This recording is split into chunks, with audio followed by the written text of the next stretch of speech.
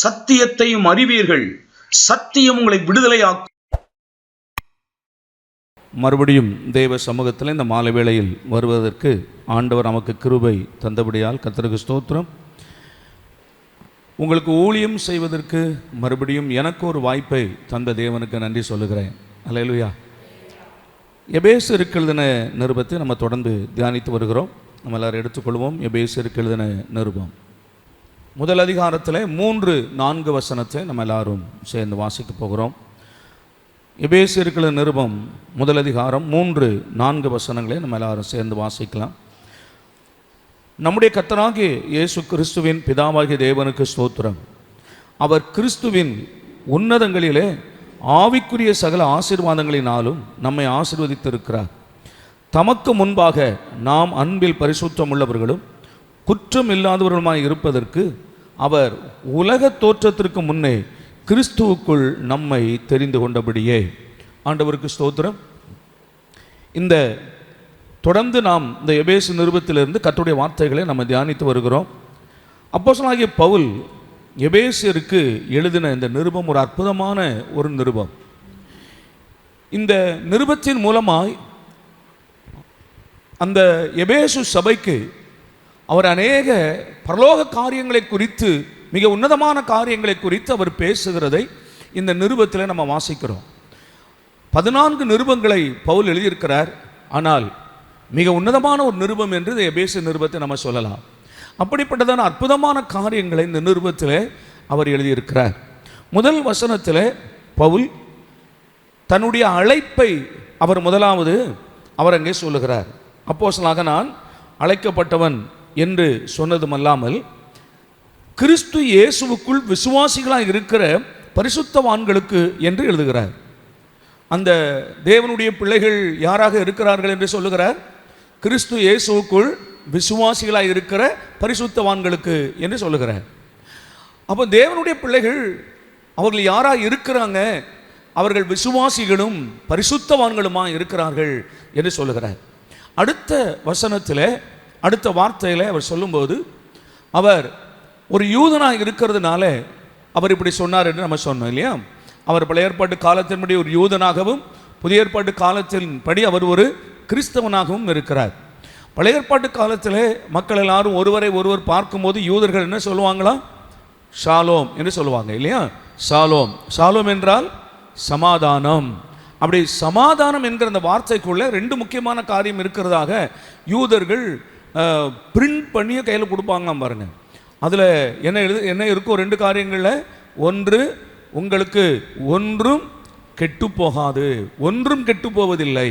இன்னொன்று ஒன்றும் உங்களுக்கு குறைவாக இருப்பதில்லை. இந்த 2 காரியங்களே அந்த ஷாலோம்ங்கிற வார்த்தையில் அடங்கி இருக்கும்னு சொல்கிறாங்க. அந்த ஷாலோம் அப்படின்னு சொன்னால் ஒன்றும் உங்களுக்கு கெட்டு போவதில்லை. 2வது ஒன்றும் உங்களுக்கு குறைந்து போவதில்லை. சொல்லுங்க, ஒன்றும் உங்களுக்கு கெட்டு போவதில்லை, ஒன்றும் உங்களுக்கு குறைந்து போவதில்லை. சந்தோஷமா? அல்லேலூயா. பக்கத்தில் சொல்லுங்களேன், ஒன்றும் கெட்டு போகாது, ஒன்று குறைந்து போகாது. சொல்லுங்க, உங்கள் வாழ்க்கையில் ஒன்றும் கெட்டு போகாது, ஒன்றும் குறைந்தும் போகாது. சரி, அப்போ அவர் அந்த ஷாலோம்ங்கிற வார்த்தையோடு கூட இன்னொரு வார்த்தையை சேர்த்து சொல்லுகிறார். என்ன சொல்லுகிறார்? கிருபையும் சமாதானமும் உண்டாவதாக. அப்போ ஒரு புதிய ஏற்பாட்டையும் பழைய ஏற்பாட்டையும் இணைக்கிறதை போல இருக்கிறது இல்லையா? கிருபையும் சமாதானமும் உண்டாவதாக என்று சொல்லுகிறார். ஏனென்றால் எல்லா ஆசீர்வாதங்களும் எதன் மூலமாக தான் வருகிறது? கிருபையின் மூலமாகத்தான் வருகிறது. கிருபை இல்லாமல் ஆசீர்வாதமே இல்லை.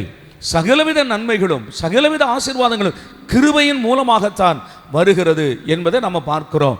ஆகையினால கிருபையும் சமாதானமும் உண்டாவதாக என்று அவர் சொல்லுவதை நாம் அங்கே காண்கிறோம். கிருபை துவக்கமாக இருக்கிறது, சமாதானம் முடிவாக இருக்கிறது என்பதை நான் உங்களுக்கு சொன்னேன். கிருபை தான் துவக்கம். நம்ம எல்லாருடைய வாழ்க்கையிலும் கிருபை தான் துவக்கம், சமாதானம் முடிவு.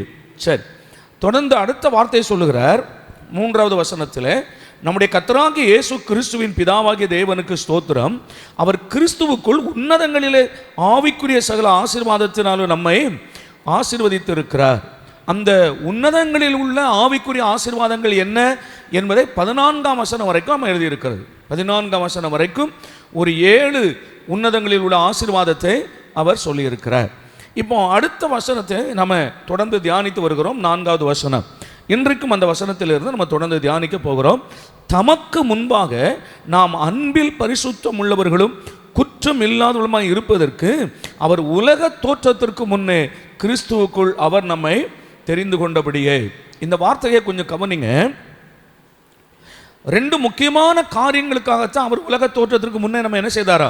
தெரிந்து கொண்டார். அந்த 2 முக்கியமான காரியங்கள் என்ன என்றால், ஒன்று, நாம் அன்பில் பரிசுத்தம் உள்ளவர்களும் குற்றம் இல்லாதவர்களுமாய் இருப்பதற்கு அப்படின்னு தெளிவாக வருகிறது. சரி, இந்த வசனத்தை வாசிக்கும் போது இன்றைக்கு ஒரு காரியம் என் மனதில் வந்தது. ஆண்டவருக்கு ஸ்தோத்திரம். பைபிள் ஸ்டடி ஆகையினால நம்ம ஒவ்வொரு வார்த்தைகளாக தியானிப்பது நமக்கு ரொம்ப நல்லது. அல்லேலூயா, ஆண்டவருக்கு ஸ்தோத்திரம். அந்த வார்த்தை முதல் அந்த சென்டென்ஸை கவனிங்க. தமக்கு முன்பாக, அந்த வார்த்தை எல்லாரும் பாருங்களேன். தமக்கு முன்பாக, ஆண்டவருக்கு முன்னால் இந்த சபை ஒரு நாள் போய் நிற்க போகிறது. இதற்குத்தான் இத்தனை பாடுகள். ஏன் தேவன் உலகத்தில் மனிதனாய் வந்தார்? ஏன் ஆண்டவர் கல்வாரி சிலுவையில் ஜீவனை கொடுத்தார்? ஏன் ஆண்டவர் உயிர் தெழுந்தார்? ஏன் சபையை ஸ்தாபித்தார்? ஏன் ஆண்டவர் இத்தனை ஊழியர்களை வைத்து நம்மை உருவாக்கி கொண்டிருக்கிறார்? எல்லாவற்றுக்கும் ஒரே ஒரு காரணம்தான், அவருக்கு முன்னால் போய் இந்த சபை நிற்க வேண்டும். சரிதானே? ஒரு நாள் வரும், அன்றைக்கு இந்த சபை அவருக்கு முன்னால் என்ன செய்யணும்? போய் நிற்கணும். இந்த வார்த்தையை வாசித்த போது எனக்கு பழைய ஏற்பாட்டில் இருந்து ஒரு காரியம் என் ஆவியில் வந்தது. அதை இன்று உங்களோடு கூட நான் சொல்ல விரும்புகிறேன். எல்லாருடைய எதிர்பார்ப்பு, எல்லாருடைய பிரயாசங்கள் ஒரே ஒரு காரியத்தை மட்டும் நீங்கள் மனதில் வைத்திருக்கணும். அது என்ன என்றால், இந்த உலகத்தில் வாழ்கிற காலத்தில் நாம் பலருக்கு முன்னால் நாம் நிற்கிறோம். ஆனால் மரித்து உயிர்த்தெழும் போது ஆண்டவராகிய இயேசுக்கு முன்னால் மாத்திரம் நிற்க போகிறோம். அல்லேலூயா. அதற்காகத்தான் இத்தனை பிரயாசங்கள். ஏன் இத்தனை பிரயாசங்கள் என்றால், நாம் ஒரு நாள் வரும், அன்றைக்கு ஆண்டவருக்கு முன்னால் போய் நிற்க போகிறோம். அப்போ ஆண்டவருக்கு முன்னால் போய் நிற்கிற அந்த விசுவாசிகள், இல்லைன்னா அந்த சபை, இல்லைன்னா மணவாட்டி எப்படிப்பட்டவளாய் இருக்கிறாள் என்பதை பற்றி பழைய ஏற்பாட்டில் எனக்கு ஒரு சம்பவம் எனக்கு ஞாபகத்தில் வந்தது. ஒருவேளை ஆவியானவர் எனக்கு அதை உணர்த்தினார் என்று நான் நம்புகிறேன். அதை கொஞ்சம் உங்களோடு கூட நான் பேச விரும்புகிறேன். தேவனுக்கு முன்னால் போய் நிற்கிற இந்த சபையானது எப்படிப்பட்ட ஒரு சபையாக இருக்க வேண்டும் என்று தேவன் விரும்புகிறார். ஏனென்றால் அந்த வசனம் அதைத்தான் சொல்லுகிறது. தமக்கு முன்பாக நாம் அன்பில் பரிசுத்தம் உள்ளவர்களும் குற்றமற்றவர்களுமாய் இருப்பதற்கு இந்த காரியங்களையும் ஆண்டவர் செய்கிறார். ஓகேவா? பழைய ஏற்பாட்டில் தானியேல் புஸ்தகத்திலிருந்து ஒரு சம்பவத்தை நான் உங்களுக்கு இன்றைக்கு நான் உங்களோடு கூட கொஞ்சம் தெளிவாக, இல்லாவிட்டால் விலாவாரியாக கொஞ்சம் அதை விஸ்தரித்து நான் பேச விரும்புகிறேன். தானியேலின் புஸ்தகம் முதல் அதிகாரம். தானியேல் புஸ்தகத்தை எல்லாம் திருப்பிக் கொள்வோம். முதல் அதிகாரம் 3, 4, 5 வசனங்களை கவனிங்க. தானியேலின் புஸ்தகம் முதல் அதிகாரம் 3, 4, 5 வசனங்கள் நான் வாசிக்கிறேன். அப்பொழுது இஸ்ரவேல் புத்திரருக்குள்ளே ராஜ குலத்தார்களிலும் துறை மக்களிலும் யாதொரு மாசும் இல்லாதவர்களும் அழகானவர்களும் சகல ஞானத்திலும் தேறினவர்களும் அறிவில் சிறந்தவர்களும் கல்வியில் நிபுணரும் ராஜாவின் அரண்மனைகளை சேவிக்க திறமை உள்ளவர்களுமாகிய சில வாலிபரை கொண்டு வரவும் அவர்களுக்கு கல்தேரின் எழுத்தையும் பாஷையையும் கற்றுக் கொடுக்கவும் ராஜா தன் பிரதானிகளின் தலைவனாகிய அஸ்பனேசுக்கு கற்பித்தான். ராஜா தான் உண்ணும் போஜனத்திலேயும் தான் குடிக்கும் திராட்சை ரசத்திலேயும் ஒரு பங்கை அவர்களுக்கு நியமித்து அவர்களை 3 வருஷம் வளர்க்கவும் அதன் முடிவிலே அவர்கள் ராஜாவுக்கு முன்பாக நிற்கும்படி செய்யவும் கட்டளையிட்டான். இப்போ நம் வாசிக்கும் போதே உங்களுக்கு புரிந்திருக்கும். அல்லேலூயா. அன்று முழு உலகத்தையும் ஒரு குடையின் கீழே ஆண்டதான ஒரு மனுஷன், ஒரு ராஜா, நேபுகாத் நேச்சார். இந்த நேபுகாத் நேச்சார் முழு உலகத்தையும் அன்றைக்கு ஆளுகை செய்கிறவனாக இருந்தான். இந்த ராஜாவுக்கு முன்னால நின்று சேவை செய்கிறதற்கு சில வாலிபர்களை கொண்டு வரும்படி கட்டளை இடுகிறான். அதைத்தான் நம்ம வாசிக்கிறோம். அந்த வாலிபர்கள் 7 வித தகுதி உள்ளவர்களாய் இருக்க வேண்டும் என்று அந்த ராஜா விரும்புகிறான். அந்த ராஜாவுக்கு முன்னால நின்று சேவை செய்கிறதற்கு அவர்கள் இத்தனை தகுதி உள்ளவர்களாக இருக்க வேண்டும் என்று அந்த ராஜா விரும்புகிறார். ஆனால் நீங்களும் நானும் ஆராதிக்கிற கர்த்தர், வேதம் சொல்லுகிறது, அவரே ராஜாதி ராஜாவும் கர்த்தாதி கர்த்தருமா இருக்கிறார். அவருக்கு முன்னால் இந்த சபை போய் நிற்க போகிறது. அவருக்கு முன்னால நிற்கிற மணவாட்டி சபை எப்படிப்பட்டவளா இருக்க வேண்டும் என்று பரிசுத்த வேதம் எவ்வளவு எதிர்பார்க்கிறது, எவ்வளவு சொல்லுகிறது என்பதையும் இந்த 7 காரியங்களிலிருந்து நான் உங்களோடு கூட பேச விரும்புகிறேன். ஆண்டவருக்கு முன்னால் நிற்க போகிற இந்த சபை இப்படிப்பட்டதான ஒரு தகுதி உள்ளவர்களாக இருக்க வேண்டும் என்று விரும்புகிறார். தமக்கு முன்பாக சபை வந்து நிற்பதற்கு இதெல்லாம் அவங்க இருக்கணும்னு நினைக்கிறார். சரி, இந்த 7 காரியங்களை இங்கே சொல்லப்பட்டிருக்கிறது. மறுபடியும் நான் அதை கொஞ்சம் வாசிக்கட்டுமா? 3வது வசனம். அப்பொழுது இஸ்ரவேல் புத்திரருக்குள்ளே ராஜ குலத்தார்களிலும் துறை மக்களிலும் யாதொரு மாசும் இல்லாதவர்களும் அழகானவர்களும் சகல ஞானத்திலும் தேறினவர்களும் அறிவில் சிறந்தவர்களும் கல்வியில் நிபுணரும் ராஜாவின் அரண்மனையிலே சேவிக்க திறமை உள்ளவர்களும் ஆகிய சில வாலிபரை கொண்டு வரவும் அவர்களுக்கு கல்தேரின் எழுத்தையும் பாஷையையும் கற்றுக் கொடுக்கவும் ராஜா தன் பிரதானிகளின் தலைவனாகிய அஸ்பெனேசுக்கு கற்பித்தான்.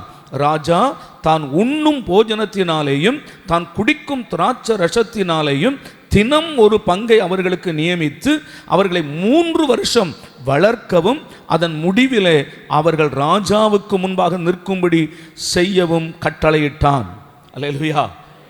3 வருஷம் அவங்களை என்ன செய்யணும்? ராஜாவினுடைய போஜனம், ராஜாவினுடைய திராட்சை ரசம் அவர்களுக்கு கொடுத்து அவர்களை என்ன பண்ணணுமா? வளர்க்கணும். அவர்களை வளர்க்கிறதற்கு ஒரு பிரதானியை நியமித்து, அஸ்பனாஸ் என்கிறதான ஒரு பிரதானியை நியமித்து அவர்கள் கைகளிலே இந்த ராஜ குல மக்கள், துறை மக்கள் இவர்களை ஒப்பு கொடுக்கிறார். 3 வருஷம் வளர்க்கணும். இந்த 7 காரியங்கள் அவர்களுக்கு கற்றுக் கொடுக்கணும். இந்த 7 காரியங்கள் அவர்கள் தேரணும். அதற்கு 3 வருஷம் கழித்து ராஜாவுக்கு முன்னால் வந்து நிற்கணும். இப்போ இதனுடைய பொறுப்பு யாருடைய கரத்தில் கொடுக்கப்படுகிறது? அஸ்பனோஸ் என்கிறதான ஒரு பிரதானிற்கு இந்த பொறுப்பை கொடுக்கிறார். இந்த அஸ்பனோஸ் கிட்ட தானியேல் சொல்லுகிறான், நாங்கள் ராஜா உண்ணுகிற போஜனமும் திராட்சை ரசமும் எங்களுக்கு வேண்டாம் என்று சொல்லும்போது அந்த பிரதானி சொல்லுகிறான், எனக்கு ராஜா கட்டளையிட்டு இருக்கிறார், நான் அந்த போஜனத்தை உனக்கு கொடுக்கலன்னு சொன்னா மற்ற எல்லாருடைய முகத்தை பார்க்கும்போது நீங்கள் உங்கள் முகம் வாடலாம் இருக்க கண்டால் என்னை சிரச்சேதம் பண்ணுவான். அல்லேலூயா. அப்போ இந்த மக்களை ஆண்டவருடைய அந்த அஸ்பனாசுடைய கையில கொடுத்து எவ்வளவு உத்தரவாதத்தை கொடுத்து இருக்கிறான் பாருங்க. இதை கொண்டு போய் என்ன செய்யணும்? ராஜாவுக்கு முன்னால நிறுத்துகிறதற்கு அவன் அவ்வளவு உத்தரவாதம் உள்ளவனாக இருக்கிறான். இவன் நான் அப்படி இப்படி சொல்றேன். ஆண்டவர் சபைக்கு ஒரு போதகனாக ஆண்டவர் அந்த பிரதானியை போல நியமித்து ஊழியக்காரருடைய கையில, மேய்ப்பனுடைய கையில ஆண்டவர் மந்தைகளை கொடுத்து இவைகளை இந்த பூமியில இருக்கிற காலமெல்லாம் அவர்கள் கர்த்தருக்குள் அவர்களை வளர்த்து அவர்களை கொண்டு போய் எங்க நிறுத்தணும்? தேவனுக்கு முன்னால் கொண்டு போய் நிறுத்தணும். இது யார் மேல் விழுந்த கடமையா இருக்கிறது? ஊழியக்காரன் மேல் விழுந்த கடமையா இருக்கிறது. அவங்க எவ்வளவு உத்தரவாதத்தோடு இதை செய்யணும் பாருங்க. எப்படியாவது விட்டுற முடியுமா என்றால் முடியாது. தன் இஷ்டத்துக்கு ஏதாவது அவங்க விடணும்னா விட முடியாது. அவங்க ஒரு உலகத்தில் எங்களை கொஞ்சம் ஜாலியாக வாழ விடுங்க என்றால் அப்படி முடியாது. காரணம், கொண்டு போய் எங்கே நிறுத்தணும்? ஒரு வசனம் வாசித்துருங்க. நான் அதுக்கப்புறம் இந்த 7 காரியங்களை கொஞ்சம் வேகமாக நான் உங்களுக்கு சொல்லணும். எபிரேயருக்கு எழுதின நிருபம், எபிரேயருக்கு நிருபம் 13ஆம் அதிகாரம் 17வது வசனத்தை வாசிங்க. எபிரேயர் 13:17. உங்களை நடத்துகிறவர்கள், அந்த உங்களை நடத்துகிறவர்கள் தான் அந்த அஸ்பனோஸ் மாதிரி, அந்த பிரதானி மாதிரி, ராஜா வளர்க்க சொல்லி கொடுத்துருக்கிறார் இல்லையா, அந்த பிரதானி மாதிரி உங்களை நடத்துகிறவர்கள் உங்கள் ஆத்துமாக்களுக்காக உத்தரவாதம் பண்ணுகிறவர்களாய், நல்ல கவனிங்க, உங்களை நடத்துகிறவர்கள். நான் என்னுடைய சொந்த கருத்தை சொல்லல, பரிசுத்த வேதம் சொல்லுகிறது. உங்களை நடத்துகிறவர்கள் யார்? நீங்கள் ஆடுகள், நான் மேய்ப்பன். ஒரு மேய்ப்பன் ஆடுகளை என்ன செய்கிறானா? நடத்துகிறான். உங்களை நடத்துகிற அந்த மேய்ப்பன் உங்கள் ஆத்துமாக்களுக்கு உத்தரவாதம் பண்ணுகிறவர்களாய். உங்கள் எல்லாருக்குள்ளும் ஒரு ஆத்துமா இருக்கிறது. உங்கள் சரீரத்தை நடத்துகிறவர்கள் அல்ல, உங்களுக்குள் இருக்கிற அந்த விலையேற பெற்ற ஆத்துமா, கிறிஸ்துவின் இரத்தத்தினாலே மீட்கப்பட்ட அந்த ஆத்துமாவை அவர்கள் நடத்துகிறவர்களாய். அல்லேலூயா சொல்லுங்க. அப்ப உங்களுக்கு கொடுக்கப்படுகிற தேவனுடைய வார்த்தை உங்களை ஆண்டவருக்குள் நடத்துகிற அந்த எல்லா நடத்திப்பும் எதற்காக? உங்களுக்குள் இருக்கிற அந்த ஆத்துமாவை நடத்தி அந்த ஆத்துமாக்களுக்கு உத்தரவாதம் பண்ணி ஆண்டவருக்கு முன்னால கொண்டு போய் இந்த ஆத்துமாவை நிறுத்தணும். அல்லேலூயாவா? ஆண்டவருக்கு முன்னால கொண்டு போய் நிறுத்தணும். வெளிப்படுத்தின விசேஷம், வெளிப்படுத்தின விசேஷம் 7ஆம் அதிகாரம் 9வது வசனம் வாசிங்க. வெளிப்படுத்தல் 7:9.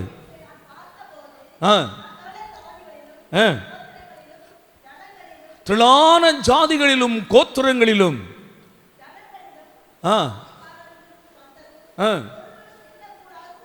ஒருவரும் எண்ணக்கூடாதுமான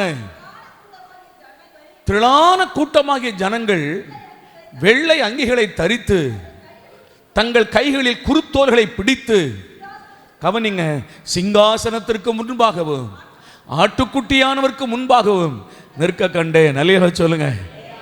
இப்படி இன்றைக்கு உட்கார்ந்து இருக்கிறீர்களே, இதை போல உலகமெங்கிலும் இருக்கிறதான சபையில இருந்து வளருகிற ஜனங்கள் ஒரு நாள் வரும், அன்றைக்கு சிங்காசனத்திற்கு முன்பாகவும் ஆட்டுக்குட்டியானவருக்கு முன்பாகவும் போய் நிற்க வேண்டும். அந்த ஆத்துமாக்களுக்காக மேய்ப்பன் உத்தரவாதம் பண்ணுகிறவனாய் இருக்கிறான். உன்னுடைய கையில நான் தந்தேனே, உன்னுடைய கையில இந்த ஜனங்களெல்லாம் நான் கொடுத்தேனே, இவர்களுக்கு நீ உத்தரவாதம் பண்ணு என்று ஆண்டவர் கணக்கு கேட்பாராம். ஸ்தோத்திரம். அவர்கள் கொடுக்கிற காணிக்கைக்கும் அவர்கள் கொடுக்கிற பொருளுக்கும் ஊழியம் செய்கிறது அல்ல. அது ஊழியக்காரனுடைய ஒரு தேவைக்காக ஆண்டவர் சம்பளமாக வாங்கி என்ன செய்கிறார்? கொடுக்கிறார். ஆனால் எதற்காக ஊழியம் செய்கிறோம்? அந்த ஆத்துமாக்களுக்கு உத்தரவாதம் பண்ணுகிறவர்களாய் விழித்திருக்கிறவர்களானபடியினால் அவர்கள் துக்கத்தோட அல்ல. கவனிங்க, உங்களை எப்படி நடத்தக்கூடாது? துக்கத்தோட அல்ல. நான் சொல்லுகிறேன், உங்களை நடத்தும் போது நீங்க எனக்கு எப்படிப்பட்டதான ஒரு பிரதிபலனை நீங்க தரணும் என்றால், நான் உங்களை சந்தோஷமாய் நடத்துகிற மாதிரி இருக்கணும். அம்மாவா, அம்மாவா, உங்களை நான் நடத்தும் போது துக்கமா என்ன செய்யக்கூடாது? நடத்தக்கூடாது. உங்களை ரட்சிப்புக்குள் நடத்தி ஞானஸ்நானம் கொடுத்து உங்களை நாங்கள் நடத்தும் போது நீங்கள் கிறிஸ்துவுக்கு ஏற்றபடி நடந்து கொண்டால் உங்களை குறித்து எனக்கு என்ன இருக்கும்? ஒரு பெரிய மகிழ்ச்சி இருக்கும். இந்த வாலிப நாட்களில் கர்த்தருக்குள் நடக்கிற பிள்ளைகளை குறித்து சந்தோஷம் இருக்கும். ஆண்டவருக்குள் நடக்கிற குடும்பங்களை குறித்து சந்தோஷம் இருக்கும். ஆனால் கர்த்தருக்குள் நடக்காமல் வேறு விதமாய் நடக்கும்போது, பாவத்தில் அவர்கள் சிக்குண்டு அவர்கள் உலக வழிபாட்டில் நடக்கும்போது அவர்களை குறித்து ஒரு மகா வருத்தமும் வேதனையும் உண்டாகும். ஆண்டவரே, இந்த ஆத்துமாவை நான் கொண்டு போய் சேர்த்து விடுவேனா? ஆமென் தானே? அல்லேலூயா. உங்க கையில் ஆண்டவர் தந்திருக்கிற ஒரு 2 பிள்ளைகளோ 4 பிள்ளைகளோ, அந்த பிள்ளைகளுக்கு நீங்க யாரா இருக்கிறீங்க? உத்தரவாதம் பண்ணுகிற பெற்றோர்களாய் இருக்கிறது போல என் கையில கொடுக்கப்பட்ட ஆத்துமாக்களுக்கு உத்தரவாதம் பண்ணுகிறவனாய் நான் இருக்கிறேன். ஆகையினால அவர்கள் உங்களை துக்கத்தோட அல்ல, சந்தோஷமாய் உங்களை நடத்தும்படி அவர்களுக்கு கீழ்ப்படிந்து அடங்குங்கள். இந்த வார்த்தைகளை புரிந்து கொண்டால் நான் சொல்லுகிறேன், எந்த அளவிற்கு நம்ம மேய்ப்பனுடைய சத்தத்திற்கு கீழ்ப்படிவோம் என்று நமக்கு நல்லா தெரியும். சரி, இப்போ அந்த அஸ்பனோஸ் என்றதான அந்த பிரதானி இவங்களை 3 வருடம் வளர்த்து அவர்களை அந்த வாலிபர்களை கொண்டு போய் யாருக்கு முன்னால நிறுத்தணும்? ராஜாவுக்கு முன்னால் நிறுத்துவதற்கு அவன் யாரா இருக்கிறானா? உத்தரவாதம் பண்ணுகிறவனாய் இருக்கிறான். இல்லாவிட்டால் ஒவ்வொரு வாலிபர்களுக்கும் ராஜா என்னிடத்துல கணக்கு கேட்பான் என்பதை அங்கே காண்பிக்கிறோம். சரி, இப்போ இந்த பொறுப்புள்ளவனாக நான் இருக்கிறேன். இதே நீங்க அப்படியே மனதில், ஏன்னா ஆவிக்குரிய இதை நம்ம பார்க்கிறோம். வேதத்திலிருந்து நீங்க எதை பார்த்தாலும் எப்படி பார்க்கணும்? ஆவிக்குரிய கண்ணோட்டத்தில் பார்க்கணும். சரி, இதுல 7 காரியங்கள் சொல்லப்படுகிறது. இந்த வாலிபர்களை ராஜாவுக்கு முன்னால் கொண்டு போய் நிறுத்துவதற்கு முன்னால் அவர்களுக்கு 7 காரியங்கள் சொல்லப்படுகிறது. இந்த 7 காரியங்களும் சபையானது தேவனுக்கு முன்னால் கொண்டு போய் நிறுத்துகிறதற்கு தேவைப்படுகிறது. ஆமென். சரி, முதலாவது அவங்க யாராக இருக்கணும்?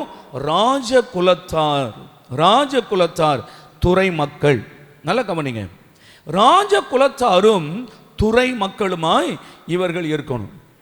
நான் சொல்ற காரியங்களை கொஞ்சம் ஆவியில் அப்படியே நீங்க கவனிங்க, வேத வசனத்தோடு ஒப்பிட்டு பாருங்க. நம்ம எல்லாரும் பலவிதமான குடும்பங்களிலே பல இன மக்களிலே நம்ம எல்லாரும் ஆண்டவருக்குள்ள வந்திருக்கிறோம். ஆனால் அந்த சபைக்குள்ள வந்த பிறகு, நம்ம மறுபடி பிறந்து கர்த்தருக்குள்ள வந்த பிறகு, நம்ம எல்லாருக்கும் 2 பெயர் பரிசுத்த வேதம் கொடுக்கிறது. 2 பெயர் கொடுக்கிறது. நம்ம யாராக இருந்தாலும் சரி, ஆணாக இருந்தாலும் பெண்ணாக இருந்தாலும் சரி, எந்த ஒரு குடும்ப பின்னணியில் இருந்து வந்திருந்தாலும் சரி, வேதம் நமக்கு சொல்லுகிறது 2 பெயர் தான். ஆண்டவருக்கு ஸ்தோத்திரம். வேதம் சொல்லுகிறது அவர்கள் ராஜ குலத்தாரிலும் துறை மக்களுமாய் இருக்க வேண்டும். நமக்கும் வேதம் சொல்கிற 2 பெயரை வாசிக்கலாமா? வெளிப்படுத்தின விசேஷம் 1ஆம் அதிகாரம் 6வது வசனத்தை வாசிங்க. வெளிப்படுத்தல் 1:6. தம்மிடத்தில் அன்பு கூர்ந்து தமது இரத்தத்தினாலே நம்முடைய பாவங்கள் அற நம்மை கழுவி, மறுபடியும் பாருங்க, பிதாவாகிய தேவனுக்கு முன்பாக, நம்ம தேவனுக்கு முன்பாக, அங்கு நேபுகாத் நேச்சார் ஆகிய ராஜாவுக்கு முன்பாக, இங்கு நம்முடைய தேவனுக்கு முன்பாக நம்ம யாராக? ராஜாக்களும் ஆசாரிகளும் ஆக்கின. கரங்களை உயர்த்தி அல்லேலூயாவா. அங்கு நேபுகாத் நேச்சாருக்கு முன்னால் நிற்கிறவர்கள் ராஜ குலத்தாரா இருக்கணும், துறை மக்களா இருக்கணும். சோத்திரம். வேறு யாரும் அவனுக்கு முன்னால் சேவிக்க வேண்டாம். அதற்கு அவர்கள் தகுதியானவர்கள் அல்ல. நம்முடைய தேவனுக்கு முன்னால் நிற்கிற பிள்ளைகள் பல தேசங்களிலும் பல ஊர்களிலும் இன மக்களிலும் சேர்க்கப்பட்டவர்கள், அவருக்கு முன்பாக ராஜாக்களும் ஆசாரிகளுமாக இருக்கிறோம். விளங்கிச்சா? அப்ப அவருக்கு முன்னால் நம்ம எல்லாரும் யாராவே நிற்க போகிறோம் சொல்லுங்க? ராஜாக்களும் ஆசாரியர்களும் என்றால் என்ன அர்த்தம்? ஆதியிலே கர்த்தர் ஆதாமை உண்டாக்கும் போது யாராக உண்டாக்கினாரா? ராஜாவாக. விளங்கிச்சா உங்களுக்கு? யாராக உண்டாக்கினார்? ஆளுகை செய்கிறவனாக. ஆண்டவர் அவனை பார்த்து சொல்லுகிறார், எல்லாவற்றையும் ஆண்டு கொள்ளுங்கள் என்று ஆசீர்வதித்தார். அவனை ஒரு அதிகாரம் உள்ளவனாக, ஆளுகை செய்கிறவனாக, ராஜாவாக ஆண்டவர் அவனை உண்டாக்கினார். ஆனால் தன்னுடைய எல்லா ஆளுகையையும் பிசாசினுடைய கரத்தில் அவன் இழந்து போனான். வேதம் பிந்திய காலத்திலே சொல்லுகிறது, முந்தின ஆளுகை உன்னிடத்தில் திரும்ப வரும். அப்போ ஆண்டவர் மறுபடியும் நம்மை யாராக மாற்றி இருக்கிறார்? ராஜாவாக, ஆளுகை செய்கிறவராக மாற்றி இருக்கிறார். இன்றைக்கு இயேசுவின் நாமத்தினாலே நீங்கள் சொல்ல சத்துரு அடங்குவான், நீங்கள் துரத்த ஓடி போவான். உங்களுக்கு வார்த்தையில் அதிகாரம் இருக்கிறது. இன்றைக்கு நீங்கள் ஆளுகை செய்கிறீர்கள், உலகத்தை ஆண்டு கொள்கிறீர்கள், உலகத்தினுடைய சகல பிரச்சனைகளையும் நீங்கள் ஆண்டு கொள்கிறீர்கள். கர்த்தர் நம்மை ஆளுகிறவர்களாக வைத்திருக்கிறார். மாத்திரமல்ல, ஆசாரியர்களாக தேவன் வைத்திருக்கிறார். 2 காரியம் வேதம் சொல்லுகிறது. ஆசாரியர்கள் என்றால் தேவனை தொழுது கொள்ளுகிறவர்கள். பரலோகத்துக்கு போன பிறகு நமக்கு இருக்கிற ஒரே ஒரு வேலை என்னதான் சொல்லுங்களேன்? தொழுது கொள்கிறோம். ஆமென்.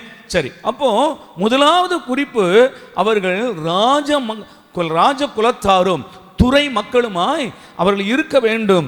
ஆவிக்குரிய காரியத்தில் ஆண்டவருக்கு முன்னாலே நாம ராஜாக்களும் ஆசாரியர்களுமாய் இருக்கிறோம். 2வது காரியம், ரொம்ப முக்கியமான ஒன்று, யாரா இருக்கணுமா?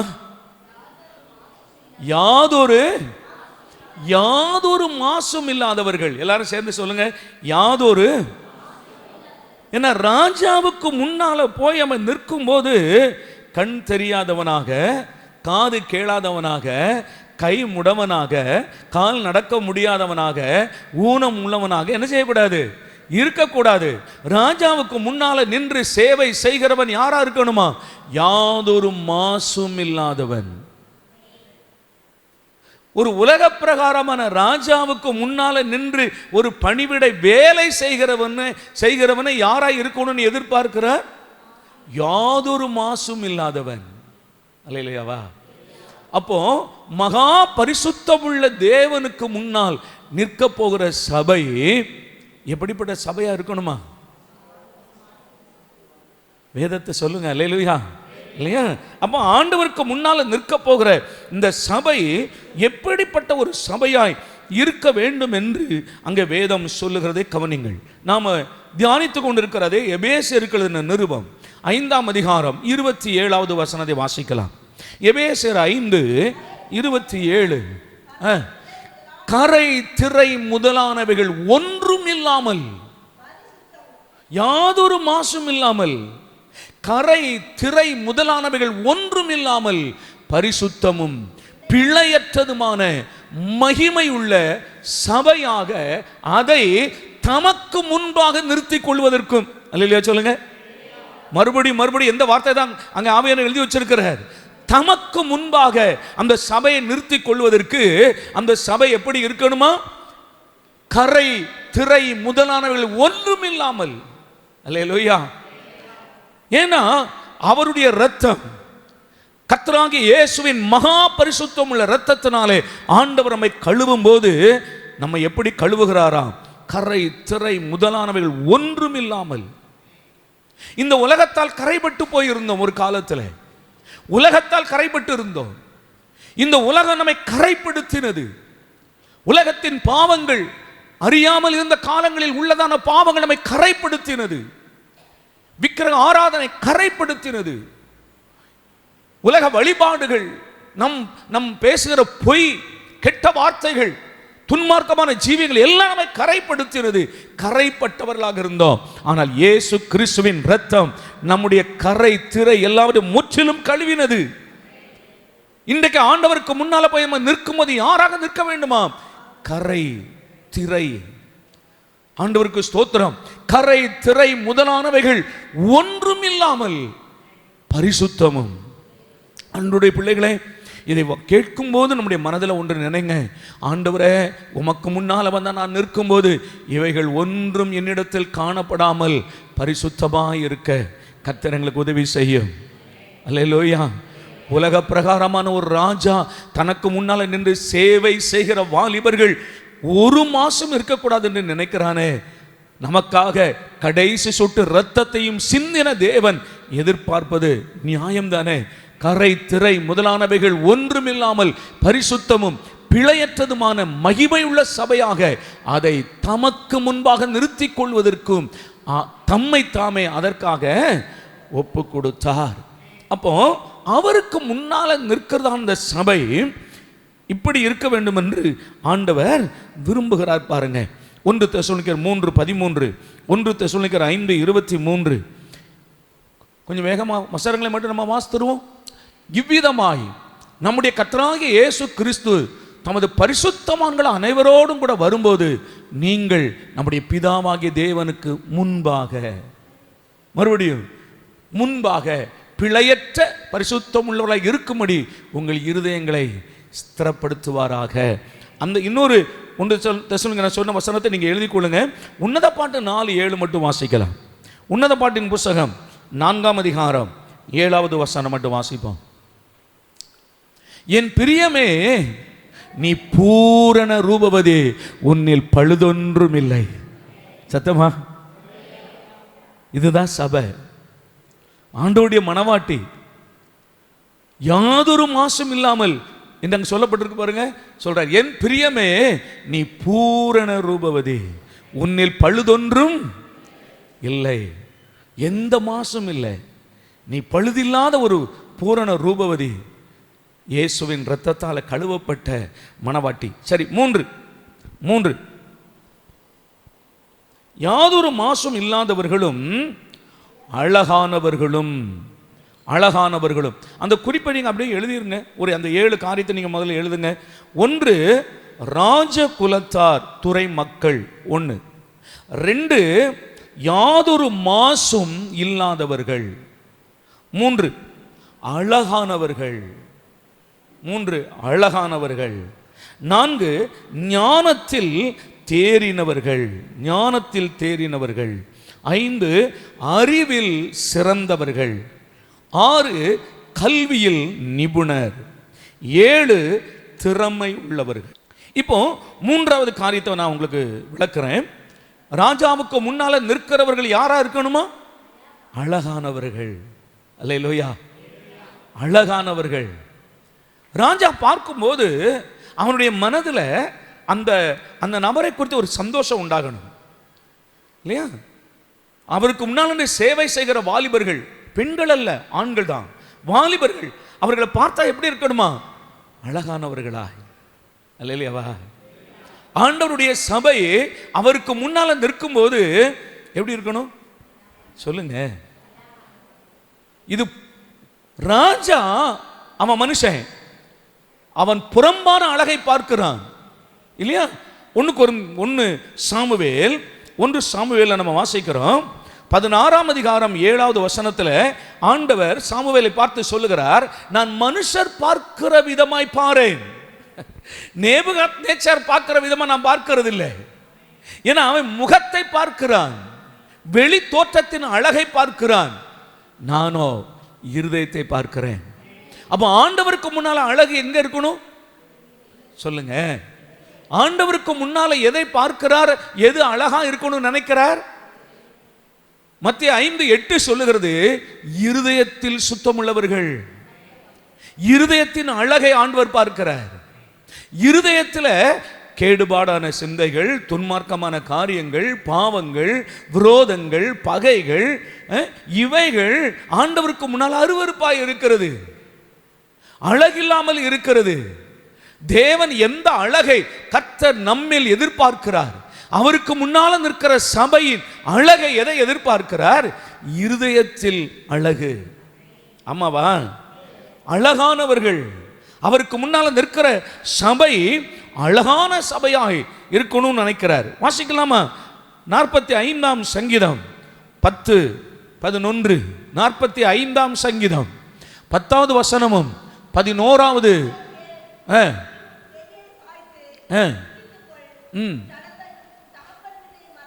குமாரத்தியே கேள், நீ உன் செவியை சாய்த்து சிந்தித்துக்கொள், நீ உன் ஜனத்தையும் உன் தகப்பன் வீட்டையும் மறந்து விடு, அப்பொழுது ராஜா உன் அழகில் பிரியப்படுவார். இல்லையாவா? நீ உன்னுடைய முந்தின வாழ்க்கை, கடந்த கால வாழ்க்கை, அதுதான் உன்னுடைய தகப்பன் வீடு, அதுதான் உன்னுடைய தகப்பனையும் தகப்பன் வீட்டையும், உன் முந்தின வாழ்க்கை, பழைய வாழ்க்கை, அதையெல்லாம் நீ என்ன செய்து விடு? மறந்து விடு. ஒருவன் கிறிஸ்துக்குள் இருந்தால் புது சிருஷ்டியா இருக்கிறான். பழையவைகள் எல்லாம் ஒளிந்து போயின, எல்லாம் புதிதாயின. அந்த பழையவைகள் உன்னை விட்டு ஒளிந்து போகும்போது, நீ புதிய சிருஷ்டியாய் மாறும்போது, கர்த்தருக்குள் நீ யாராய் இருக்கிறாயா? அழகாய் இருக்கிறாய். ஆமென். உன்னத பாட்டில் ஒரு வசனம் இருக்கிறது, நான் கருப்பா இருந்தாலும் அழகா இருக்கிறேன். ஆமாவா? நான் கருப்பா இருந்தாலும் நான் யாரா இருக்கிறேன்? அழகா இருக்கிறேன். உன்னத பாட்டின் புஸ்தகம்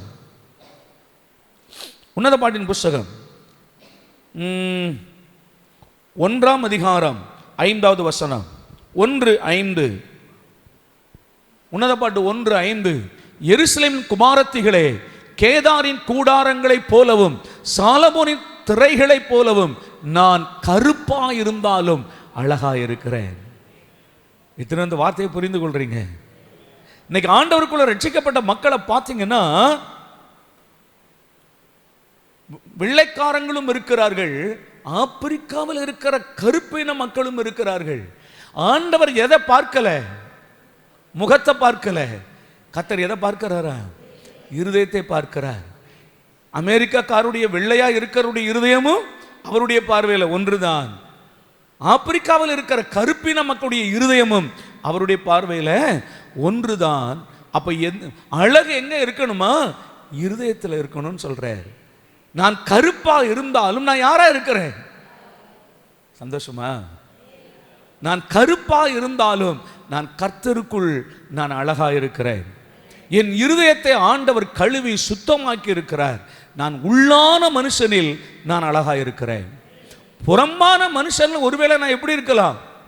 ஊனமா இருக்கலாம், கால் இல்லாதவனாக இருக்கலாம், கண்கள் இல்லாதவனாக இருக்கலாம், லாசருவை போல சரீரத்தில் புண்களும் பாடுகளும் உள்ளவனாக இருக்கலாம். ஆனால் புற தோற்றத்தை மனுஷன் பார்க்கிறான். புறம்பான தோற்றத்தை பார்த்து மனிதன் அளவிடுகிறான். ஒரு அளவுகோல் புறம்பான மனுஷனை பார்த்து அளவிடுகிறான். ஆனால் கர்த்தரோ மனுஷன் பார்க்கிற விதமாய் பார்க்கிறது இல்லை. அவர் இருதயத்தை பார்க்கிறார். அவர் இருதயத்தின் அழகை கர்த்தர் மெச்சிக்கொள்கிறார். ஆமாதானே? ஆண்டவருக்கு ஸ்தோத்திரம். மணவாட்டி சொல்லுகிறாள், நான் கருப்பா இருந்தாலும் நான் எப்படி இருக்கிறேன்? அழகா இருக்கிறேன். 6ஆம் அதிகாரம் 10வது வசனம். உன்னத பாட்டு 6ஆம் அதிகாரம் 10வது வசனம். சந்திரனை போல அழகும். இல்லையவா?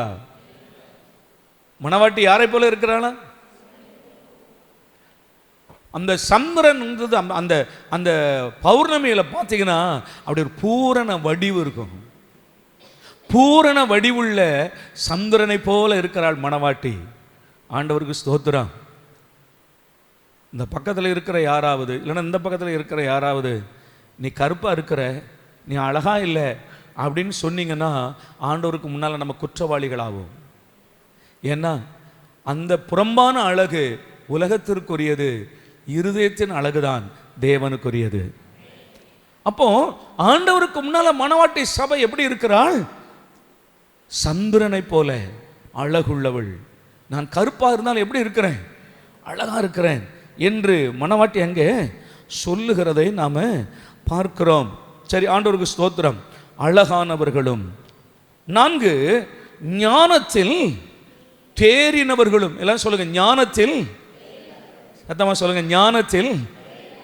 அப்போ மகா ஞானம் உள்ள தேவன் நீங்களும் நானும் ஆராதிக்கிற கர்த்தர். ஒன்று, நாம் அவருடைய பிள்ளைகள். ஆமா தானே? நாம் அவருடைய பிள்ளைகள். 2, நாம் அவருடைய மணவாட்டிகள். நாம யாரா இருக்கணும்? அவர் ஞானம் உள்ளவர், நாம ஞானத்தில் தேறினவர்களா இருக்கணுமா? புறாவை போல கபடற்றவர்களாய் இருங்கள், ஆனால் சர்ப்பத்தை போல வினா உள்ளவர்களாய் இருங்கள். ஞானத்தில் தேறினவர்களாய் இருங்கள். என் அன்பு கர்த்தருடைய பிள்ளைகள், இந்த மாலை வேளையில் நான் உங்களுக்கு ஒரு நல்ல செய்தியை சொல்லுகிறேன். பேதைகளும் கர்த்தருடைய சுவிசேஷத்தினாலே அவர்கள் ஞானிகளாய் மாற முடியுமா? பேதைகளும் யாரா மாறுவார்கள்? ஞானிகளாய் மாறுவார்கள். பேதைகள் திசைகெட்டு போவதில்லை. அவர்கள் தேவ ஞானத்தை பெறுகிறார்கள். தேவனுடைய ஞானத்தால் நிறைந்திருக்கிற பிள்ளைகளாய், எந்த ஒரு காரியத்தையும் ஞானமாய் செய்கிறவர்களாய் ஆண்டவரத்தில் ஒப்பு கொடுத்து நீங்க ஜெபம் பண்ணீங்கன்னா, வேதம் சொல்லுகிறது யாக்கோபு 1:5, உங்களில் ஒருவன் ஞானத்தில் குறை உள்ளவனாக இருந்தால், ஞானத்தில் குறை உள்ளவனாக இருந்தால், சபை மொத்த சபையை சொல்லுகிறது. மொத்த சபையை பார்த்து ஆண்டவர் சொல்லுகிறார், உங்களில் ஒருவன் ஞானத்தில் குறை உள்ளவனாக இருந்தால். ஏன் நமக்கு ஞானம் வேணும்? இந்த உலகம் மகா தந்திரமான உலகம். பிசாசின் தந்திரங்கள் அவைகளை மேற்கொள்ள வேண்டுமானால், பிசாசுடைய கண்ணிகளுக்கு தப்ப வேண்டுமானால், உலக மக்கள் அவருடைய தந்திரமான பல காரியங்களிலிருந்து நாம தப்பிக்கொள்ள வேண்டுமானால், தேவ பிள்ளைகள் ஞானம் உள்ளவர்களாக இருக்க வேண்டும் என்று சொல்லுகிறது. அப்ப நாம் அந்த உலகத்துடைய ஞானத்தை அல்ல, பரலோக ஞானம் உள்ளவர்களாய், தேவனிடத்தில் இறங்கி வருகிற ஞானம் உள்ளவர்களாய், உங்களில் ஒருவன் ஞானத்தில் குறைவுள்ளவனாக இருந்தால் யாவருக்கும் சம்பூரணமாய் கொடுக்கிறவரும் ஒருவரையும் கடிந்து கொள்ளாதவருமாகிய தேவனிடத்தில் கேட்க கடவன். அப்பொழுது அது அவனுக்கு, நீ கேட்கிறதுனால கர்த்தர் உன்னை என்ன செய்கிறது இல்லை? கடிந்து கொள்ளுகிறது இல்லை. சாலமனை பார்த்து ஆண்டவர் கேட்கிறார், உனக்கு என்ன வேணும்? நீ எதை கேட்டாலும் நான் உனக்கு அதை தருகிறேன். அவன் கேட்டான், ஆண்டவரே, இந்த நீர் தந்த இந்த கடற்கரை மணலத்தடியான ஜனங்களை நியாயம் விசாரிக்கிறதுக்கு எனக்கு ஞானத்தை தாரு. ஆமென். குடும்பத்தை நடத்துவதற்கு பணம் இருந்தால் மட்டும் போதாது. ஒரு குடும்பத்தை நடத்துவதற்கு நமக்கு ஐஸ்வர்யங்கள் இருந்தால் மட்டும் போதாது. ஒரு குடும்பத்தை நடத்துவதற்கு ஞானம் வேண்டும். அல்லேலூயா. இன்னைக்கு அநேகர் தன் ஐஸ்வர்யம் உள்ளவர்கள், கோடி கோடியாய் பணம் வைத்திருக்கிறவர், சொத்துக்கள் வைத்திருக்கிறவர்கள், அவருடைய வீட்டிலே பங்களா போன்ற பெரிய வீடு, பல கார்கள் நிற்கிறது. ஆனால் தன் குடும்பத்தை நடத்த தெரியாததுனால மனைவியை இழந்த அநேக ஐஸ்வர்யவான்கள் உண்டு. பிள்ளைகளை ஊதாரித்தனமாய் விட்டு குடும்பமெல்லாம் சீரழிந்து போன குடும்பங்கள் உண்டு. கோர்ட்டில் போய் டிவோர்ஸ் வாங்கி நின்ற குடும்பங்கள் உண்டு.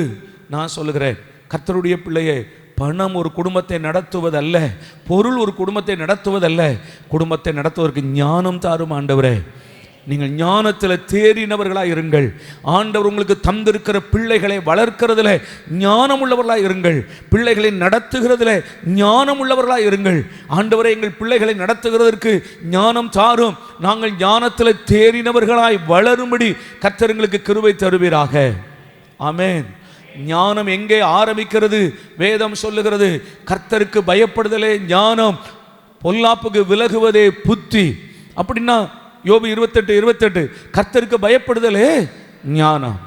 கர்த்தருக்கு பயப்படுகிறதுல இருந்து தான் எது ஆரம்பிக்கிறது? ஞானம் ஆரம்பிக்கிறது.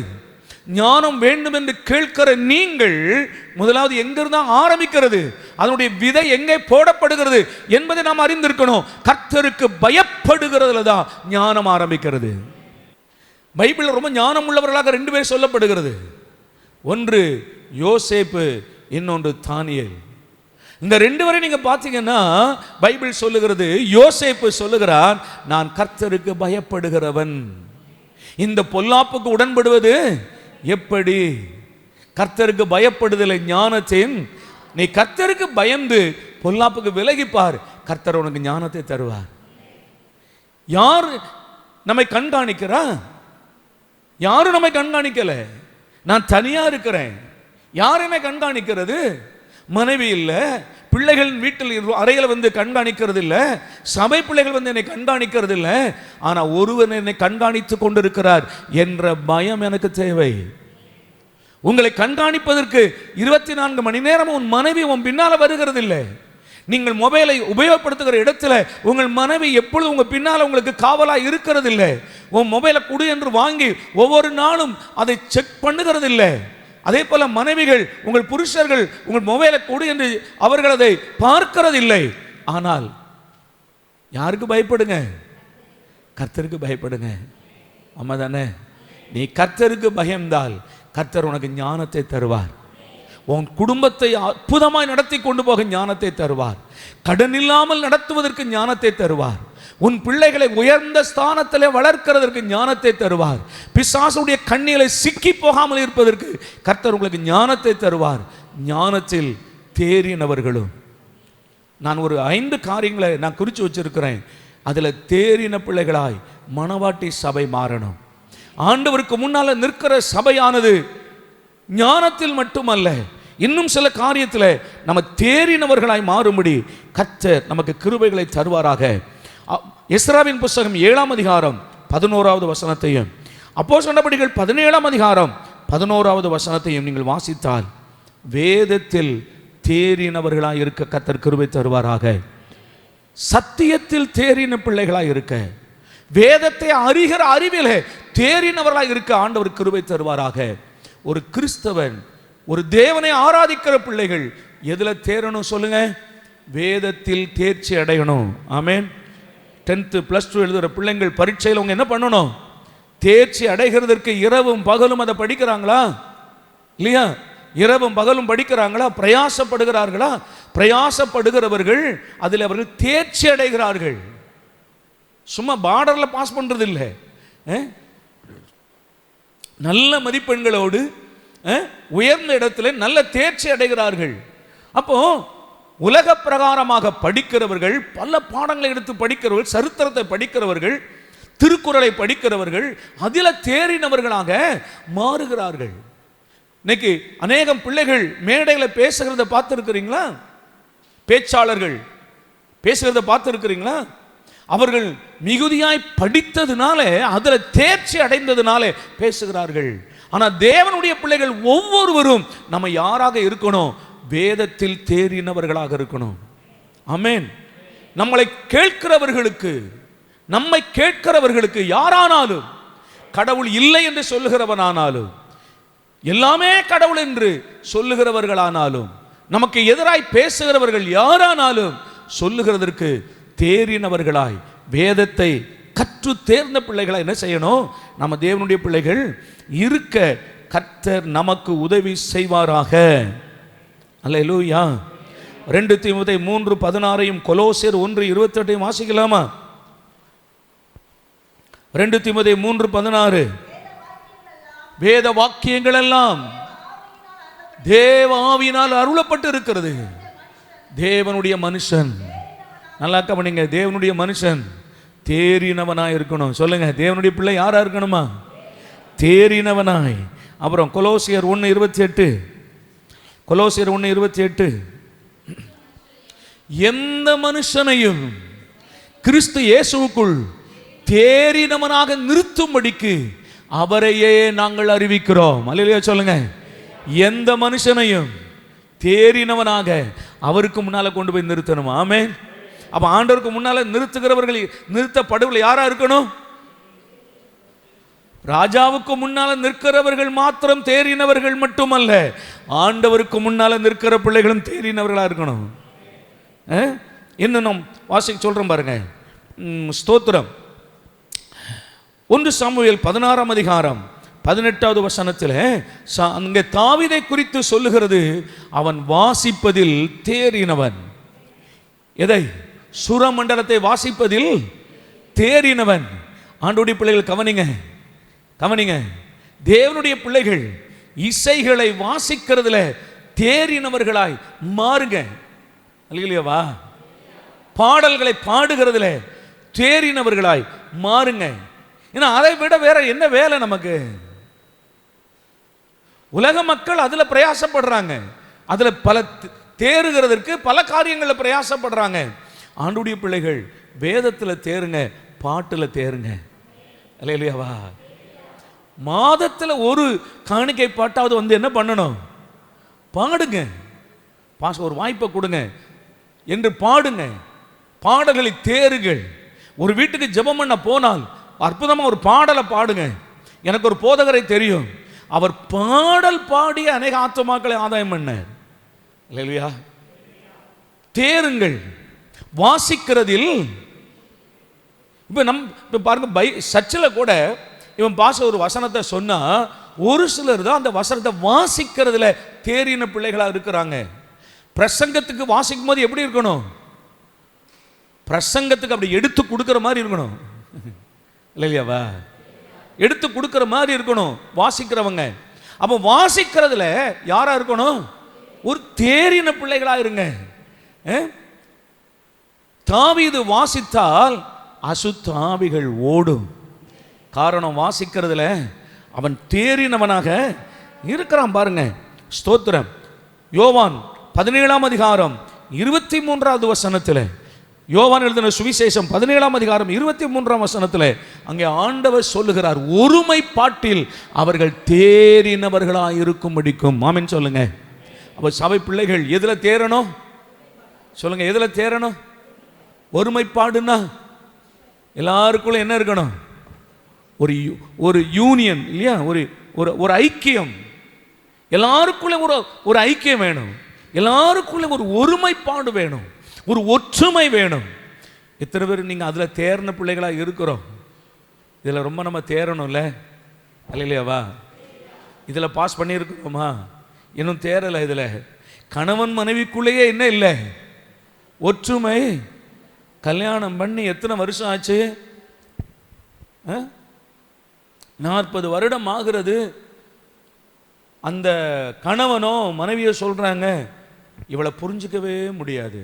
எத்தனை வருஷம் ஆச்சு? 40 வருடம் ஆகிறது. இந்த மனுஷனை புரிஞ்சிக்கவே முடியாது. காரணம் என்ன? ஒற்றுமை இல்லை. எந்த ஒரு காரியத்திலும் அவர்களுக்குள்ள என்ன இல்லை? ஒரு ஒருமைப்பாடு இல்லை, ஒரு ஒற்றுமை இல்லை. ஆண்டவருக்கு ஸ்தோத்திரம். ஜெபம் பண்ணுகிறதுல ஒரு ஒற்றுமை வேணும். கர்த்தரை பாடி ஆராதிக்கிறதுல ஒரு ஒற்றுமை வேணும். குடும்ப ஜெபத்தில் உட்கார்ந்து இருக்கிறீங்களா? கணவன் ஒரு பாட்டை சொல்றாரா, 2 பேரும் சேர்ந்து அதே பாட்டை பாடுங்க. இல்லை அந்த அம்மா சொல்லும், இல்லை இல்லை இது வேண்டாம், இன்னொரு பாட்டை பாடும், வேற பாட்டை பாடுவோம். அதிலே 2 பேருக்கும் சண்டை வந்து ஜெபமும் வேண்டாம், ஒன்று வேண்டான்னு போட்டு போயிடும். ஒரு ஒருமைப்பாடு வேணும்.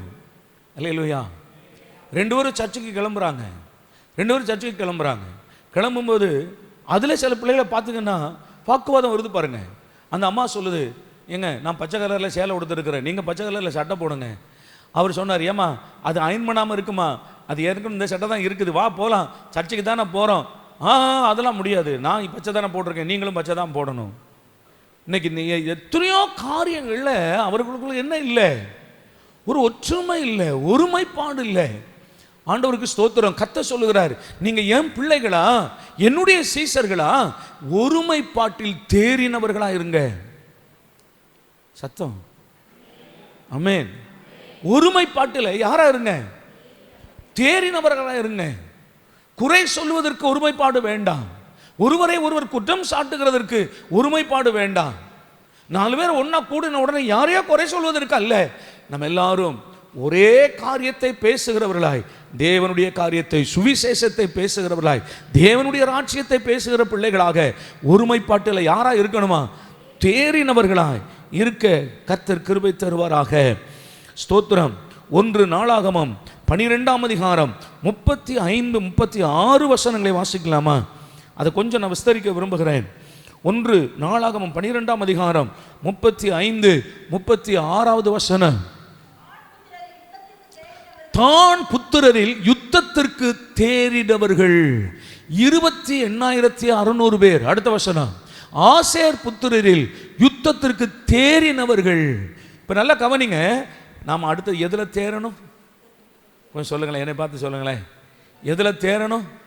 நம்ம ஆவிக்குரிய பிள்ளைகள் தானே, நான் ஆவிக்குரிய காரியங்கள் தானே நான் பேசிட்டு வரேன். நம்ம எதுல தேர்ச்சி அடையணுமா? வாசிக்கிறதுல, ஒருமைப்பாட்டில, யுத்தத்தில் தேறினவர்கள். நீங்க நல்லா கவனிங்க, ஒரு முக்கியமான யுத்தத்திற்கு ராணுவ வீரர்களை அனுப்பணும்னா யாரை அனுப்புவாங்க? பாகிஸ்தான்ல பின் லேடன் இருக்கிறதா செய்தி கிடைக்குது. அமெரிக்காவுடைய இரட்டை கோபுரத்தை ஆகாய விமானம் வச்சு மோதி அதை தரைமட்டம் ஆக்கின அந்த பின் லேடன், அவரை தேடுறாங்க, கிடைக்கல. எங்க வந்து மறைவா இருக்கிறாராம்? பாகிஸ்தான்ல மறைவா இருக்கிறார். ஒரு படையை பாகிஸ்தான் அனுப்புது, அமெரிக்கா அனுப்புகிறது பாகிஸ்தானுக்குள்ள நடு ராத்திரியில். முக்கியமான யுத்தத்தில் தேறின கமாண்டோ படைகள். அல்லேலூயா. எல்லாரையும் அனுப்ப முடியுமா? ஒரு ஆத்துமாவை ஆதாயம் பண்ணுகிறதற்கு அவங்க பிரச்சனையில் இருக்கிறாங்க, அவங்களுக்காக ஜெபம் பண்ணி அந்த ஆத்துமா ஆதாயம் பண்ணணும். யார் அனுப்பலாம்? அந்த குடும்பத்தில் ஸ்தோத்திரம் சில சிக்கல்குள்ள இருக்கிறாங்க, அவங்களோட நீங்க பேசி அவங்களுக்கு ஆதாயம் பண்ணணும். யாரை அனுப்புறது? எல்லா காரியத்திற்கும் பாஸ்டர் போக முடியுமான்னா போக முடியாது. ஆமா தானே?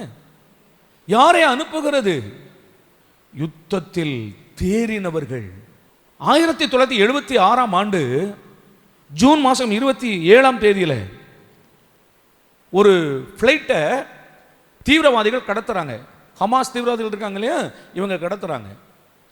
அதில் மொத்தம் 200க்கு மேலே ஆட்கள் இருக்கிறாங்க. அதில் இஸ்ரவேலர்கள் மட்டும் 100 பேர் இருக்கிறாங்க.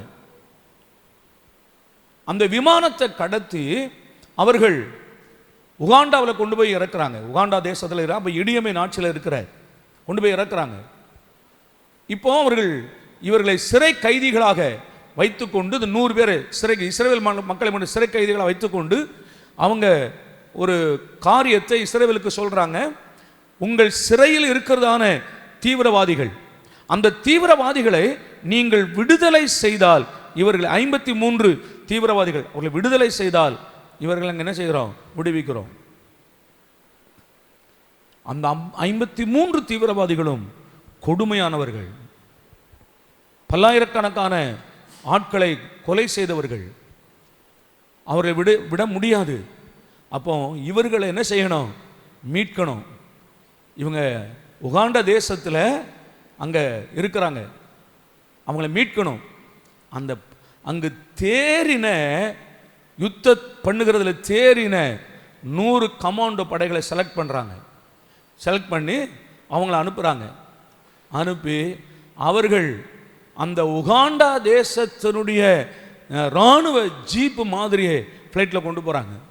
கொண்டு போய் இறங்கி அந்த உகாண்டா தேசத்தினுடைய இராணுவ வீரர்கள் போல யூனிஃபார்ம் ட்ரெஸ் போட்டு அவர்கள் ராத்திரியில் போய் அவர்கள் யுத்தம் பண்ணி அங்கே வருகிறதான சிப்பாய்கள் எல்லாரையும் சுட்டு தள்ளி அவர்கள் அங்கே இருக்கிற 100 பேரை என்ன செய்கிறாங்களா, அவர்கள் சிறைப்பட்டவர்களை இவர்கள் சிறை பிடித்து கொண்டு திரும்பி வெற்றியோடு திரும்புகிறாங்க.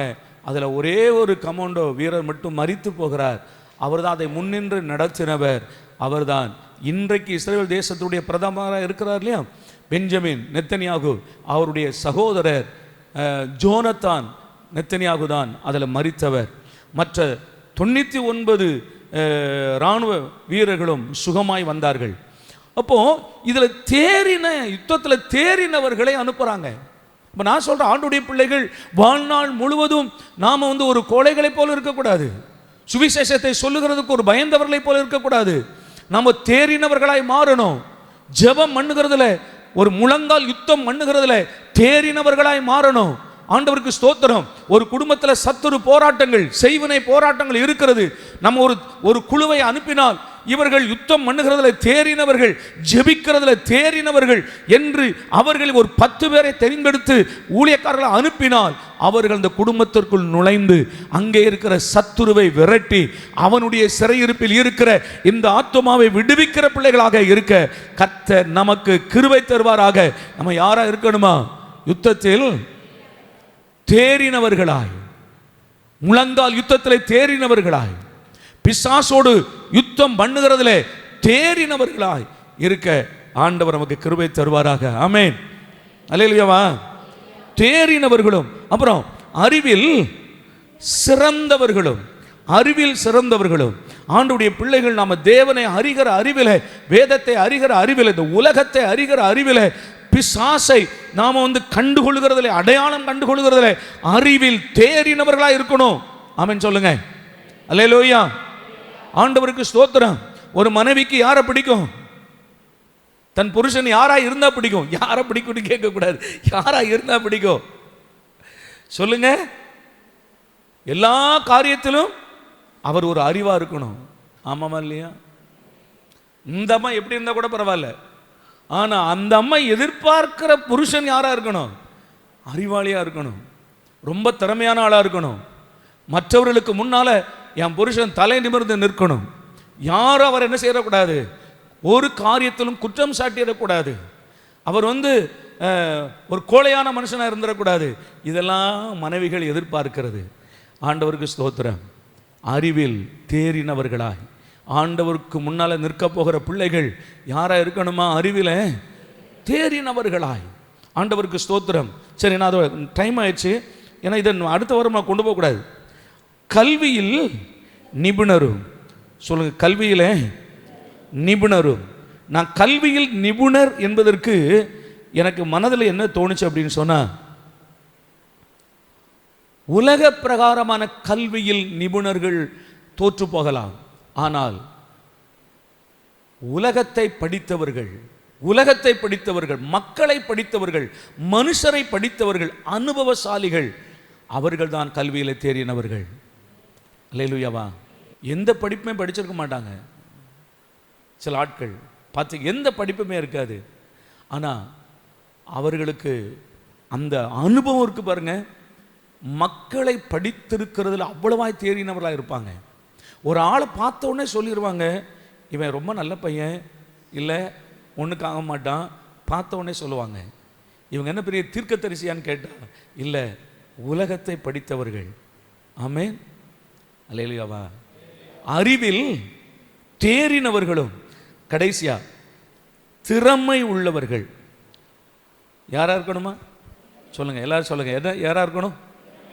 இல்லை, நான் நிறைய குறிப்பு வச்சிருக்கிறேன். திறமை உள்ளவங்களா இருக்கணும். எந்த காரியத்தை செய்வதிலும் ஆண்டவருடைய பிள்ளைகள் யாரா இருக்கணுமா? திறமையா இருக்கணும். அல்லேலூயா. அன்பான பெற்றோர்களுக்கு சொல்றேன், உங்க பிள்ளைகளை, ஆண் பிள்ளையோ பெண் பிள்ளைகளோ வளர்க்கிறதுல அவங்க எந்த காரியத்திலும் எப்படி இருக்கணும்? திறமையா இருக்க, திறமையா வளருங்க. எங்க அம்மா வீட்டில் நான் ஒண்ணுமே செஞ்சதில்லை, அப்படி வளர்த்துறாதீங்க. அப்படி வளர்த்துறாதீங்க. பொத்தி பொத்தி வளர்த்தோம் என் பிள்ளைய, என்ன அப்படிலாம் வளர்க்காதீங்க. எல்லாவற்றிலும் யாரா இருக்கணும்? தேறினவர்களா இருக்கணும். ஆண்டவருக்கு ஸ்தோத்திரம். பிள்ளைகளை போஸ்ட் ஆஃபீஸுக்கு அனுப்புங்க, பேங்குக்கு அனுப்புங்க, கூட போங்க, அவங்கள பழக்குங்க. ரயில்வே ஸ்டேஷன் ஒரு டிக்கெட்டை எடுக்கிறதுக்கும் ரிசர்வேஷன் பண்ணுகிறதுக்கும் பழக்குங்க. எந்த காரியத்திலும் பழக்குங்க. அப்படி பழக்காவிட்டால் நாளைக்கு இவன் மனைவிக்கு பின்னாலே நிற்பான். எப்பல அந்த ஃபார்ம் ஃபில்அப் பண்ண எனக்கு தெரியாது. என்ன படிச்சிருக்கிற? என்ன படிச்சிருக்கிற? பிஏ படிச்சிருக்கிறேன். ஆனா என்ன தெரியாது, ஒரு ஃபார்ம் ஃபில்அப் பண்ண ஏன் இப்படி வளர்க்குறீங்க? இது யாருடைய தவறு சொல்லுங்க? இது யாருடைய தவறு? பெற்றோர்கள். எந்த திறமையும் கிடையாது, எந்த திறமையும் கிடையாது. ஒரே ஒரு திறமை இருக்கு, என்ன? 5 நேரம் சாப்பிட தெரியும். இந்த ஒரு திறமை தான் இருக்கு. பிள்ளைகளை வளர்க்கிற காலங்களில் திறமையா வளங்க. எல்லாவற்றிலும் கற்று தேறினவனா இருக்கட்டும். பெண் பிள்ளைகள் எல்லாவற்றையும் கற்று தேறின பிள்ளைகளா இருக்கட்டும். கல்யாணம் பண்ணி போய் இந்த பிள்ளைய தோசை சுட சொல்லி இருக்கிறாங்க. இது தோசை சுட்டுருக்கு பாருங்க, என்ன? அதை அப்படியே தூக்கி பார்த்தா இந்தியா மேப் மாதிரி இருக்குதாங்க. என்னம்மா இப்படி தோசை சுட்டுருக்குற? எங்கள் வாழ்க்கையில் இன்றைக்கு தான் முத நான் தோசையை சுடுறேன். ஒன்றைய சொல்லி குற்றம் இல்லை, எனக்குன்னு ஒரு மாமியா வச்சிருக்க பாரு அப்படின்னு அவன் சொல்லுவான். தேறினவர்களா இருங்க, எந்த காரியம் தேருங்க. அல்லேலூயாவா? ஆண்டவருக்கு ஸ்தோத்திரம். நான் ஒரு டெய்லர் நீ சொன்னா நம்புவீங்களா? ரொம்ப கஷ்டம். பாணான்குளம் ஊழியத்தில் ரொம்ப கஷ்டம். ஒரு வாரம் 5 ரூபா 6 ரூபா. ஏன்னா ஆரம்ப கால ஊழியம் பாருங்க. அப்போ எனக்கு 4 பெண் பிள்ளைகள், 4 பொண்ணு. எல்லாருக்கும் துணி எடுக்க முடியாது, ட்ரெஸ் எடுக்க முடியாது பாருங்க. பாஸ்டர்மா பழைய சேலையெல்லாம் நான் பாவாடையை தச்சிருவேன். தைக்க தெரியுமா? தெரியாது. ஒரு பழைய மிஷினை வாங்கி போட்டேன். வாங்கி என்ன தச்சு தான் பார்ப்போமே. என்ன பிள்ளைகளுக்கு ஸ்கூலுக்கு அவங்க போடுற பாவாடை சட்டை எல்லாம் நானே தைச்சிருவேன். இல்லையா சொல்லுங்களேன்? என்ன தெரியாது? பெயிண்டிங் தெரியும், ஒரு வீட்டு பில்டிங் மேலே கம்ப்ளீட்டாக தெரியும். அரையும் குறையுமா எலக்ட்ரிக்கல் வேலை அரையும் குறையுமா செய்வேன்.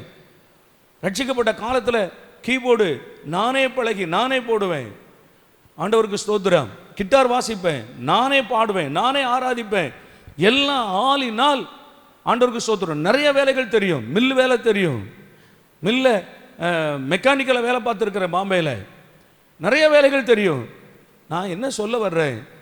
ஒரு தேறினவர்களாக இருங்க. ஆமென் சொல்லுங்களேன். எந்த ஒரு காரியத்தில் எப்படி இருங்க? பிள்ளைகளை கேட்க எந்த தேறினவர்களாக இருங்க. இன்னைக்கு சமையல் பண்ணணுமா தெரியும், பிரியாணி செய்யணுமா தெரியும். யாரும் நம்மளை ஏமாற்ற முடியாது, எல்லாம் தெரியும். ஆண்டவருக்கு ஸ்தோத்திரம். ஒரு தேறினவர்களாக இருங்கள். ஆமென் சொல்லுங்க. இவ்வளோ நல்லது அது. ஒவ்வொரு காரியங்களும் எப்படி இருங்க? ஒரு தேறினவர்களாக இருங்க. ஆண்டவருக்கு ஸ்தோத்திரம்.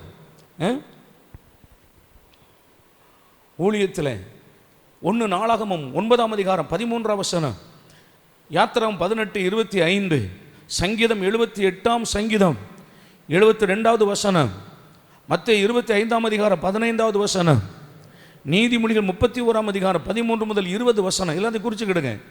ஆண்டவருக்கு ஸ்தோத்திரம். நான் அப்படியே மேலோட்டமாக மட்டும் சொல்கிறேன். யாத்திராகம் 18:25 அவர்கள் தேறினவர்களை, அவர்களை 1000 பேருக்கு அதிபதியாக, 500 பேருக்கு அதிபதியாக, 100 பேருக்கு அதிபதியாக, 50 பேருக்கு அதிபதியாக, 10 பேருக்கு அதிபதியாக நியமிப்பாயாக. தேறினவர்களை, தேறின பிள்ளைகளை தான் அவர்களை நாம் பொறுப்புகளை கொடுக்க முடியும். 1 நாளாகமம் 9:13 தேவாலய பணிவிடை செய்கிறதில் தேறினவர்களை, தேவாலயத்தில் பணிவிடை செய்கிறதில் அவர்கள் தேறினவர்களாய். ஆண்டவருக்கு ஸ்தோத்திரம். சங்கீதம் 78:72 தன் இருதயத்தின் உண்மையின்படியையும் தன் கைகளின் திறமையின்படியையும் அவன் மக்களை நடத்தினான். கையில் என்ன வேணும் சொல்லுங்க? சொல்லுங்க, ஒரு திறமை வேணும். ஆமென். கையின் திறமை பாருங்க. சில ஆட்கள் என்ன செஞ்சாலும் என்ன இருக்கும்? அப்போ பிள்ளைகள் எந்த ஒரு காரியத்திலும் தேறினவர்களாக இருங்க. அல்லேலூயா. பிரயாசப்படுங்க. ஒரு ஆற்று வரையறியா, தேறினவர்களாக மாறுன்றனா. ஆமே. சும்மா தானே சில நேரங்களில் இருக்கிற. இன்னைக்கு யூடியூப்ல எத்தனையோ காரியங்கள் வருது, பாரு, பார்த்து பழகு. ஆண்டவருக்கு ஸ்தோத்திரம். எந்த ஒரு காரியத்திலும் யாரா மாறு? ஒரு தேறினவனாய் மாறு. எஸ்ராவை குறித்து சொல்லுகிறது தேறின வேதபாரகன். ஆமென் தானே? எந்த காரியத்தில் என்ன செய்யுங்க? ஒரு தேறினவர்களாய் மாறுங்க. ஒரு சாதாரண வியாபாரம், ஒரு சின்ன அதை தேர்னவங்களா மாறுங்க. அல்லேலூயா. நீங்க அதுல தேறினால் நாளுக்கு நாள் என்ன செய்வீங்க? முன்னேறி கொண்டே போவீர்கள். ஆண்டவருக்கு ஸ்தோத்திரம். அப்புறம் பாருங்க, மத்தேயு 25:15 அவனுடைய திறமைக்கு தக்கதாக அவன் என்ன செய்தான்? தாலந்துகளை கொடுத்தான். அவனுடைய திறமைக்கு தக்கதாக. சரி இல்லையா? இப்போ நம்ம திறமை தானே சொல்லி கொண்டு வருகிறோம் இல்லை? கைகளின் திறமை. அவனுடைய திறமைக்கு தக்கதாக அவன் ஒருவனுக்கு 5 தாலந்தையும் ஒருவனுக்கு 2 தாலந்தையும் ஒருவனுக்கு 1 தாலந்தையும் கொடுத்தான். ஆண்டுடைய பிள்ளைகள், நம்ம திறமை உள்ளவங்களா இருந்தாதான் நம்ம கையில் உயர்வுகள் வரும். ஆமென். நீங்கள் ஒரு இடத்துல வேலை பார்க்குறீங்க, உங்கள் திறமையை பார்த்து நீ சூப்பர்வைசராக இருன்னு சொல்லுவான். ஆமாவா இல்லையா? சரியா? அப்போ நீதிமொழி 31 13 முதல் 20 வரைக்கும் வாசிங்கன்னா அங்கே ஒரு குடும்ப தலைவியை பார்க்கிறோம். அவள் மிகவும் திறமை உள்ளவள். ஆமென். அப்படிப்பட்ட ஒரு பிள்ளைகளாக நாம் இருக்கணும். நம்ம யாருக்கு முன்னால் போய் நிற்க போகிறோம்? மணவாளனாகிய கிறிஸ்துவுக்கு முன்னால ஒரு மணவாட்டியாய் நம்ம எல்லாரும் நிற்க போகிறோம். ராஜாதி ராஜாவுக்கு முன்னால நம்ம எல்லாரும் நிற்க போகிறோம். நம்ம எல்லாரும் ராஜாக்களும் ஆசாரியர்களுமாய் யாதொரு மாசும் இல்லாதவர்களுமாய் அழகானவர்களாய், இருதயத்தில் அழகானவர்களாய், ஞானத்தில் தேறினவர்களாய், அறிவில் சிறந்தவர்களாய், கல்வியில் நிபுணராய், திறமை உள்ளவர்களாய். ஆமென். எனக்கு அந்த வார்த்தை எபேசு நிருபத்தில் அந்த வாசித்த உடனே எனக்கு இதுதான் ஞாபகத்தில் வந்தது. தேவனுக்கு முன், ஆண்டவருக்கு முன்னால் நம்ம எல்லாரும் நிற்க அன்பில் பரிசுத்தம் உள்ளவர்களும் குற்றமற்றவர்களுமாய் இருப்பதற்காக தேவன் நம்மை தெரிந்து கொண்டார்னு வருது. பார்த்தீங்கன்னா அவருக்கு முன்பாக அந்த வார்த்தை வந்தவுடனே எனக்கு இதுதான் மனதில் வந்தது. அப்போ சபை, தேவனுக்கு முன்னால் நிற்க போகிற சபை யாராக இருக்கணும் சொல்லுங்க? ராஜாக்களும் ஆசாரியர்களுமாய், யாதொரு மாசும் இல்லாதவர்களுமாய், அழகானவர்களாய், ஞானத்தில் தேறினவர்களாய், அறிவில் சிறந்தவர்களாய், கல்வியில் நிபுணராய், திறமையானவர்களாய் இருக்க கர்த்தர் நமக்கு கிருபைகளை தருவாராக. எழுதி நிற்போம்.